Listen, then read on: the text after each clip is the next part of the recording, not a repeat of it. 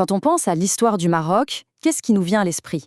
Souvent, ce sont les grandes dynasties, les cités impériales, Fès, Marrakech. Mais si tout ça, ce n'était en fait que la pointe d'un immense iceberg temporel. Et si la véritable histoire était bien, bien plus ancienne? On a tendance à se focaliser sur les dynasties qui ont sculpté le Maroc que l'on connaît. Mais les racines de cette nation, elles, plongent beaucoup, beaucoup plus loin dans le temps. Pour vraiment saisir l'ampleur de cette histoire, il faut faire un voyage. Un voyage qui nous ramène couche par couche vers une époque lointaine, jusqu'à l'aube même de notre espèce. Oui, 300 000 ans. C'est là que l'aventure humaine commence sur cette terre qu'on appelle aujourd'hui le Maroc. Et cette histoire immense, elle ne démarre pas avec de simples chroniques. Non, elle commence par une découverte absolument révolutionnaire. Une découverte qui a réécrit une partie du grand récit de nos origines. Alors, imaginez un peu. Sur le site de Jebel Irhoud, au Maroc, on a trouvé les plus anciens fossiles d'Homo sapiens jamais découverts. Ça, c'est fondamental, parce que ça place cette région, non pas en périphérie, mais au cœur même du berceau de l'humanité, et ça bouscule pas mal de théories établies. Bien avant l'arrivée des grands empires, bien avant les conquêtes venues d'ailleurs, un peuple autochtone était là. Et c'est ce peuple qui a jeté les fondations culturelles de toute la région. Ce peuple, ce sont les Amazighs. Et c'est vraiment important de les appeler par leur nom. Pourquoi? Parce que Amazigh, ça veut dire peuple libre. Un contraste saisissant avec le mot berbère qui nous vient du latin barbarus et qui voulait dire, en gros, étranger. La différence de sens est énorme. Et attention, il ne faut pas s'imaginer des groupes éparpillés. Non, pas du tout. On parle ici de véritables confédérations politiques bien organisées, avec des territoires bien définis et une influence durable qui a façonné la région pendant des siècles. Forcément, avec un tel emplacement, un pied dans l'Atlantique et l'autre dans la Méditerranée, le Maroc était un carrefour stratégique. Et un carrefour, eh bien ça attire du monde, surtout les grands empires de l'époque. Et ça n'a pas manqué. Pendant plus de 1500 ans, on assiste à un véritable défilé de puissance. D'abord, les Phéniciens, qui installent leur comptoir.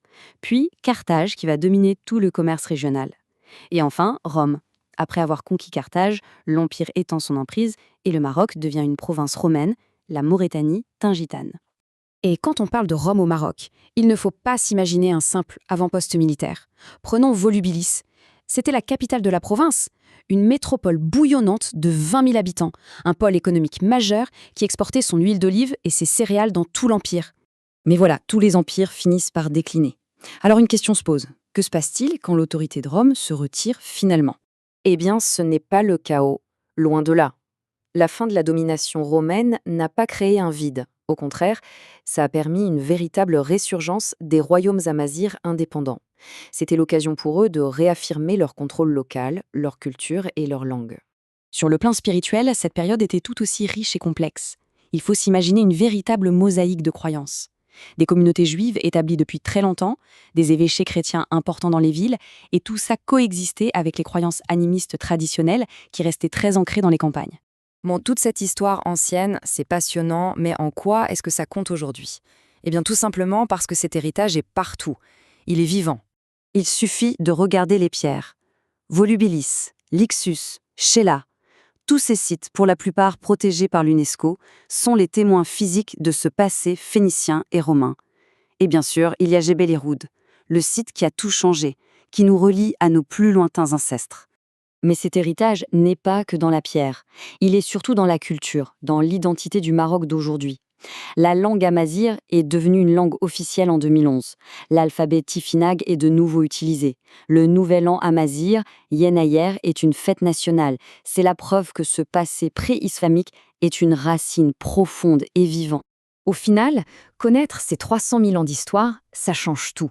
Ça nous révèle que l'identité d'un pays, ce n'est jamais un récit unique et simple. C'est une construction profonde, un empilement de couches, bâti sur d'innombrables millénaires. C'est ça, la véritable richesse.